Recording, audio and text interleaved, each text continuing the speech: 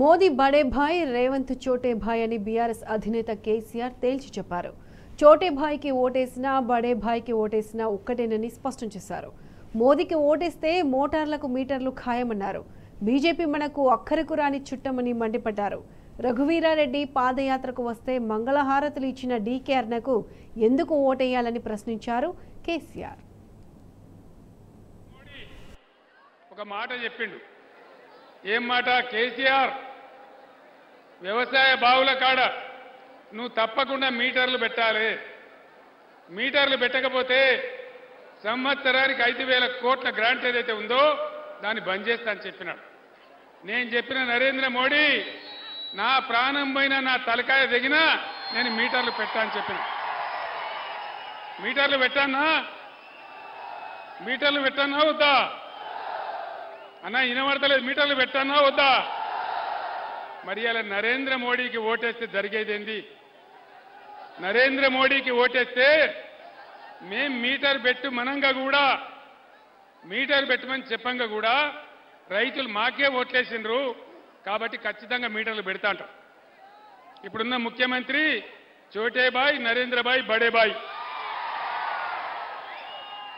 చోటే బాయ్ ఓటేసినా నరేంద్ర మోడీకి ఓటేసినా ఒకటే. ఈడ చోటే బాయ్ ఓటేసినా పెద్దన్న పెట్టమంటాడు, పెడతా అంటాడు. బీజేపీకి ఓటేసినా గ్యారంటీ పెడతారు.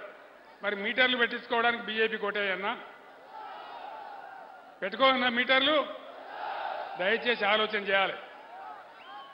7 మండలాలు మన ఈ గుంజి ఆంధ్రప్రదేశ్కి ఇచ్చిండు నరేంద్ర మోడీ. 400 మెగావాట్ల సీలేరు పవర్ ప్లాంటు కరెంటు ఉత్పత్తి చేసే కేంద్రాన్ని మనది గుంజి ఆంధ్రాకి ఇచ్చేసిండు. మరి ఇటువంటి నరేంద్ర మోడీకి ఎందుకు మనం ఓటేయాలి?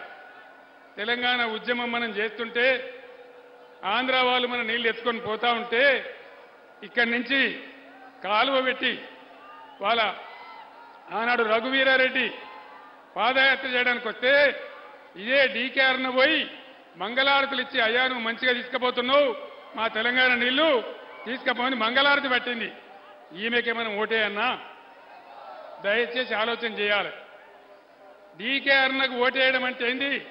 వీళ్ళు మనకు అక్కరకు రాని చుట్టాలు. ఈ బీజేపీ అక్కరకు రాని చుట్టము, మొక్కిన వరం ఈయని వేల్పు, మోవరమునదాని ఎక్కిన బారిన గుర్రము, గ్రక్కున విడువంగ వాళ్ళవి అని చెప్పింది.